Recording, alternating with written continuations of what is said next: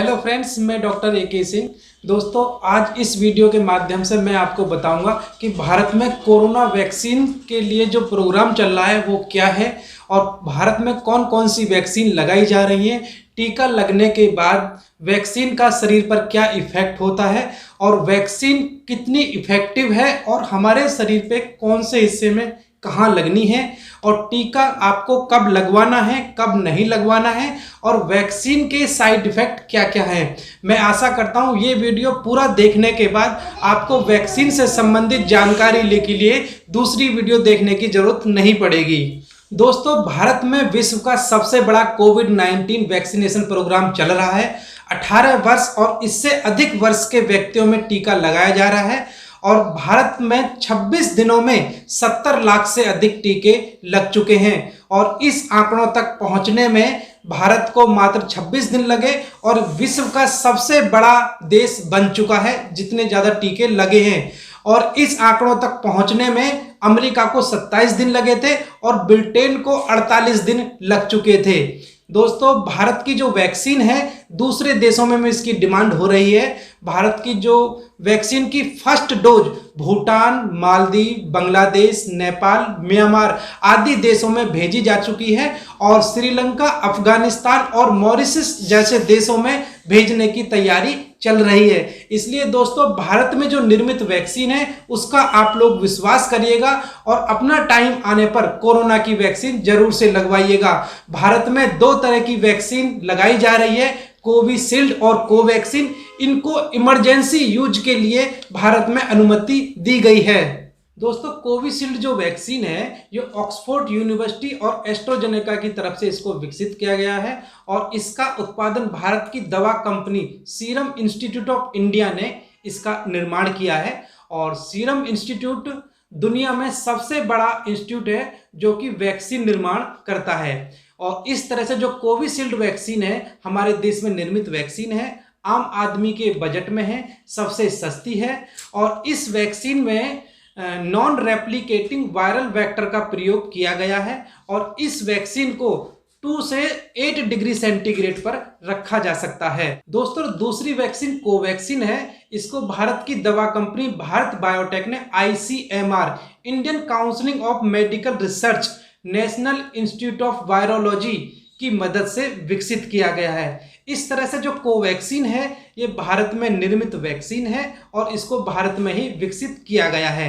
Bharat biotech ने इसमें national institute of virology की मदद से आइसोलेटेड जो कोरोना वायरस है उनको वहां से लिया है और कोरोना वायरस को इनएक्टिवेट करके किल्ड वायरस के रूप में इस वैक्सीन में डाला गया है। जब ये वायरस इनएक्टिवेट हो जाते हैं, किल्ड हो जाते हैं, तो ये कोई भी पैथोलॉजिकल इफेक्ट नहीं दिखाते हैं और ये वायरस ना ही रेप्लिकेट करते हैं। जो इनएक्टिवेटेड वैक्सीन है इनका प्रयोग हम पहले से भी कर रहे हैं, जैसे कि इन्फ्लुएंजा की वैक्सीन है, पोलियो की वैक्सीन है, पर्टूसिस है, रेबीज है और जापानीज एन्सेफेलाइटिस है। ये वैक्सीन भी इनएक्टिवेटेड वैक्सीन है जैसे कि हमारी कोवैक्सीन है। इस तरह से जो कोवैक्सीन है इसके अंदर इनएक्टिवेटेड किल्ड वायरस हैं और कोविशील्ड जो वैक्सीन है इसके अंदर नॉन रेप्लिकेटिंग वायरल वेक्टर का प्रयोग हुआ है। दोस्तों, जब ये वैक्सीन हमारे शरीर के अंदर जाती हैं तो क्या काम करती हैं ये आपको जानना चाहिए, क्योंकि दोनों वैक्सीन में एक जो वायरस है जब वो हमारे शरीर के अंदर जाता है तो एक एंटीजन का काम करता है। जब वो एंटीजन हमारे शरीर के अंदर प्रवेश कर जाता है तो हमारा बॉडी का इम्यून सिस्टम एक्टिवेट हो जाता है और जो इम्यून सेल होती हैं वो एंटीजन से लड़ने के लिए एंटीबॉडी का निर्माण करती हैं। जिस तरह से जब एंटीबॉडी हमारे शरीर में निर्माण हो जाती हैं वो कोरोना वायरस को किल करने में काफ़ी मददगार होती हैं। यदि इस दौरान हमको कोई कोरोना वायरस का इन्फेक्शन होगा और हमारे शरीर में पहले से एंटीबॉडी बनी होंगी तो हमारा कोरोना वायरस कुछ भी नुकसान नहीं कर सकता है। दोनों वैक्सीन मल्टी डोज वायल के रूप में उपलब्ध है और उसमें से 0.5 ml IM हमको लगनी है इंट्रामस्कुलर। और दोस्तों, ये लगने का जो पोजीशन है वो डिफर है, क्योंकि यदि हम लेफ्ट हैंडर हैं तो हमारी ये राइट साइड में लगेगी, यदि हम राइट हैंडर हैं तो ये लेफ्ट साइड में लगेगी। ये बहुत ही इम्पोर्टेंट पॉइंट है। दोस्तों, कोरोना वैक्सीन की इफ़ेक्टिवनेस के बारे में भी बहुत लोगों को संदेह है कि ये कितना इफ़ेक्टिव है। मैं आपको इसकी जानकारी देता हूँ। कोरोना वैक्सीन की फर्स्ट डोज लगने के बाद आप 70 से 75% तक कोरोना से बच सकते हैं, और जब सेकेंड डोज लग जाती है तो आप 90% तक कोरोना वायरस से बच सकते हैं। इस तरह से दोनों जो वैक्सीन है इनकी इफ़ेक्टिवनेस 70 से 90% के बीच रहती है।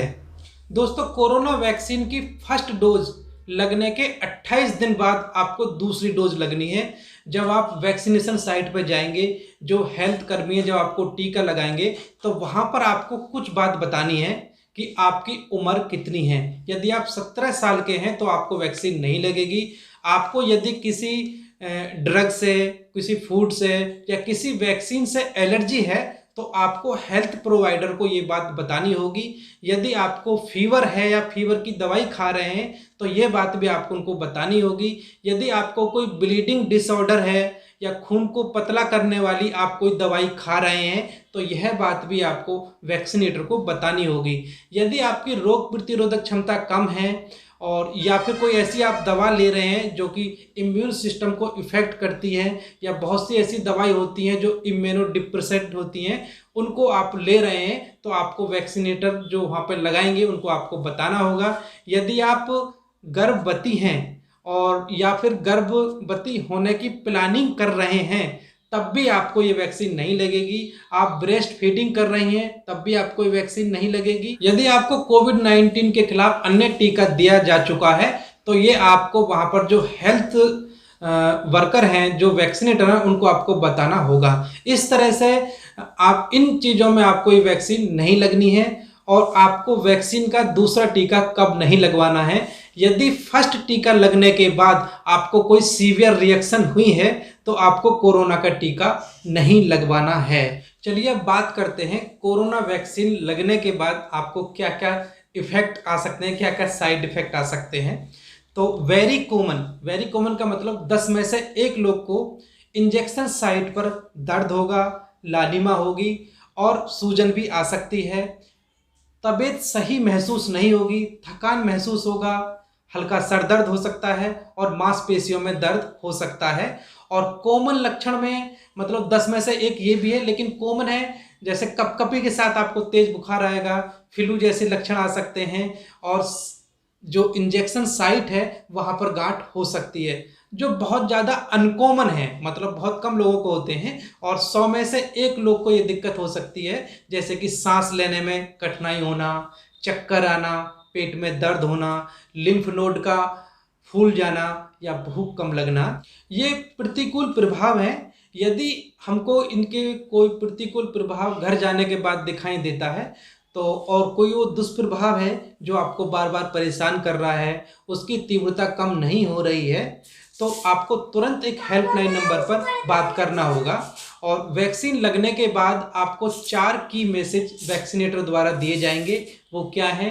नंबर 1, आपको कोविड-19 से बचाव के लिए वैक्सीन लगाई गई है। और नंबर 2, आपको घर जाने के बाद यदि कोई शारीरिक समस्या होती है तो हेल्पलाइन नंबर पर आपको कांटेक्ट करना है।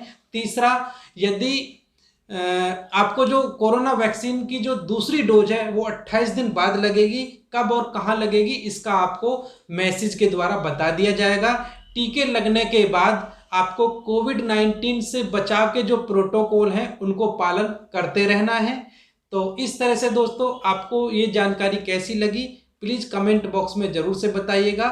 और मेरे YouTube channel doctor AK Singh health consultant को जरूर से सब्सक्राइब करिएगा। Thank you so much friends.